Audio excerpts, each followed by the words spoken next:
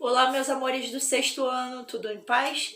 Então, amores, dando continuidade ao nosso estudo dos polígonos, né, que nós iniciamos na última aula, hoje a gente vai falar sobre dois tipos de polígonos especiais que estão muito presentes no nosso dia a dia, que são os triângulos e os quadriláteros, ok?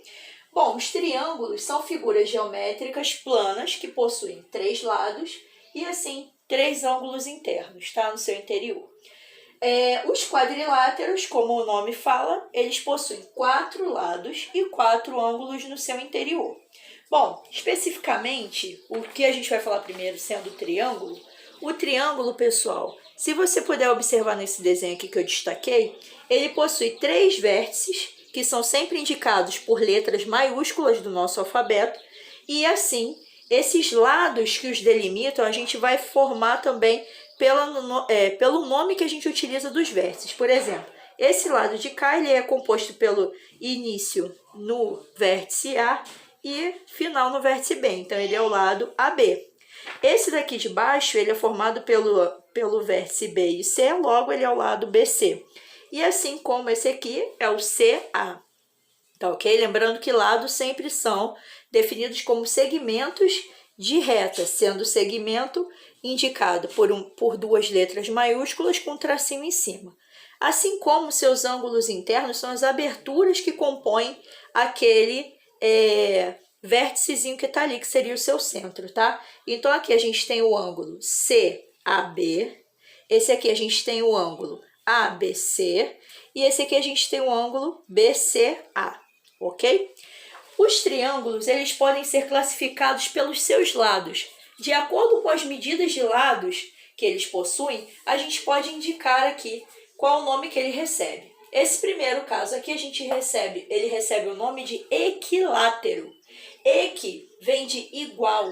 Então, eu posso dizer que equi vem de igual e látero, lado, lados iguais. Então, são os triângulos que têm todos os lados de mesma medida.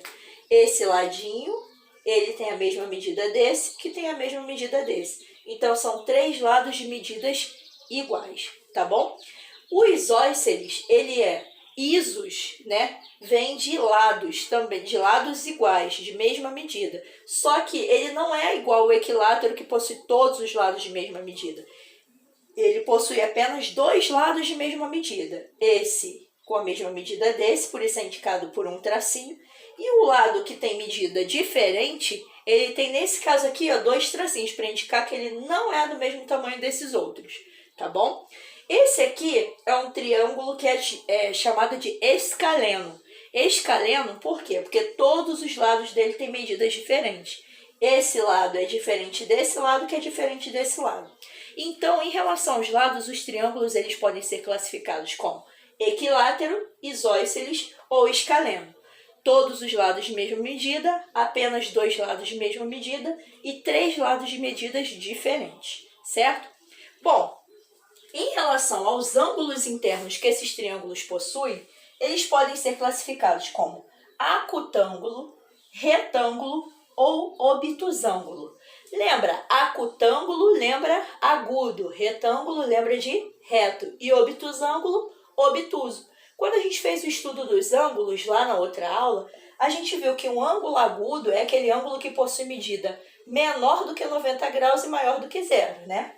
Então, o triângulo acutângulo é um triângulo que ele possui os ângulos internos menores do que 90 graus.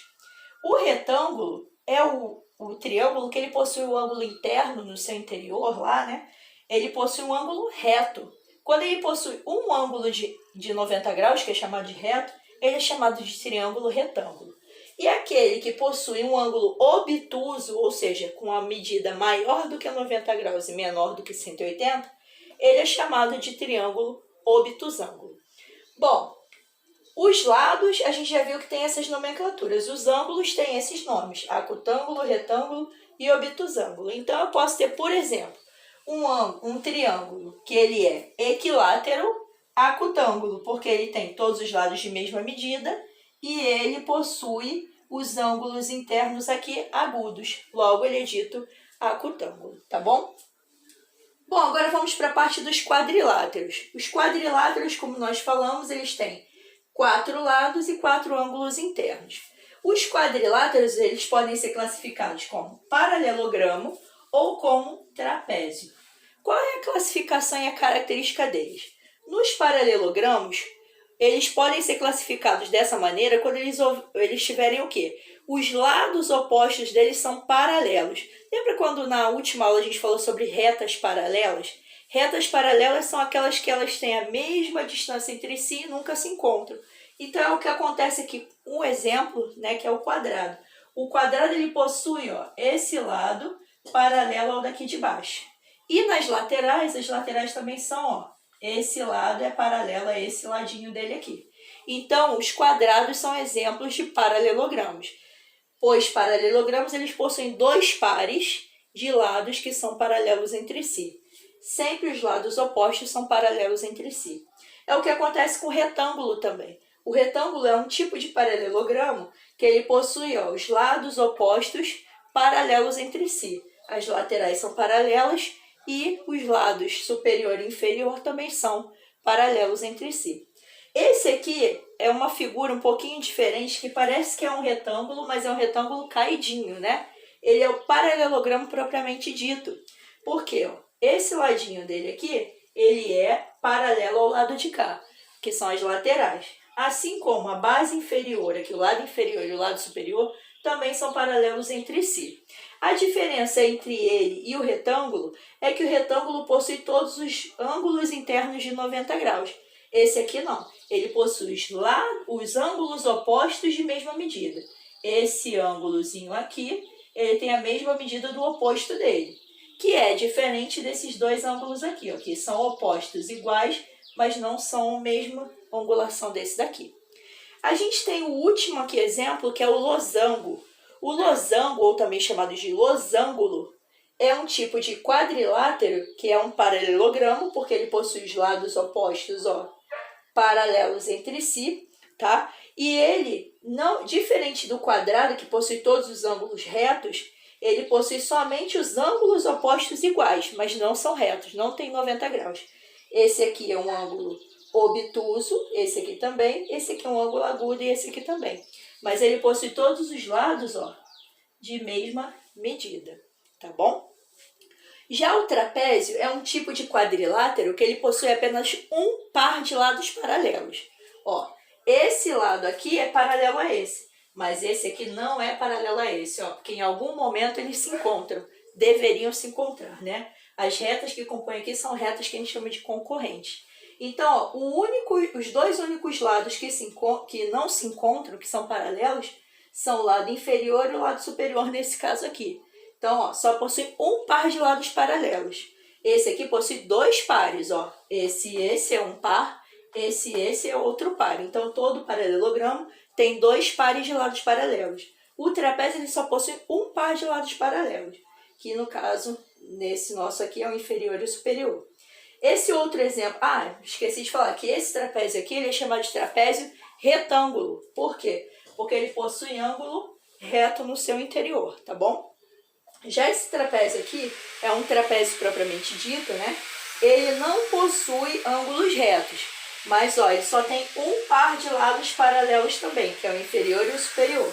Esses dois aqui, se eu prolongasse esses lados, eles se encontrariam em algum momento. Então, os únicos lados que são paralelos é o inferior e o superior, tá bom? Bom, pessoal, ao longo dos nossos estudos aí sobre polígonos, a gente vai compreender melhor como é que essas classificações são feitas. E assim, para trabalhar melhor a nossa parte de polígonos, eu enviei para vocês um trabalho bimestral, que é o nosso primeiro trabalho, que é falando sobre o Tangram, né? Que é nada mais do que um quebra-cabeças chinês, que ele é formado por 7 pecinhas, sendo 2 quadriláteros e o restante, as outras 5 figuras, os outros 5 polígonos, são triângulos, tá? E aí o que acontece, pessoal? A atividade de vocês, no caso, para vocês me entregarem como trabalho bimestral, quando vocês forem entregar os demais trabalhos, vocês vão entregar esse aqui junto. Nesse caso, o que seria o Tangram? Eu vou deixar para vocês a história do Tangram, porque existem lendas, né, que se relacionam sobre essa atividade aqui lúdica, né? Tem vários tipos de tangram, mas o que a gente mais utiliza é esse tangram aqui, que juntas as peças formam um quadrado, tá? Isso aqui tudo aqui forma um quadrado. Eu vou deixar uma lenda do tangram para vocês observarem, tá bom? Aí um videozinho que ilustra como é que a gente descobriu a origem desse joguinho que é tão bom, que ele é ótimo para a mente, que ele é ótimo para a criatividade, tá? Que na matemática ele é muito utilizado para a questão mesmo de você observar figuras geométricas e coisas que vocês podem fazer com essas figuras, tá bom? A atividade de vocês de trabalho domiciliar, que não é para me entregar agora, é para me entregar quando vocês forem entregar os demais trabalhos, é você recortar essas pecinhas aqui, de modo que você tenha as 7 pecinhas separadas, tá? Do tangram. E aí, o que acontece? Você recebeu uma folha que você vai formar um desenho, tá? Com o tangram. Existem centenas de desenhos que você pode fazer por meio dessas pecinhas, das 7 pecinhas do tangram, tá bom? E aí você vai compor essas 7 pecinhas, vai formar um desenho e você vai colar lá na sua folha do trabalho domiciliar. E aí você vai indicar o que era o objeto, o animal, né? Aquilo que você fez com as 7 pecinhas do tangram. Eu espero que vocês gostem, tá, dessa atividade, que particularmente eu acho muito bacana.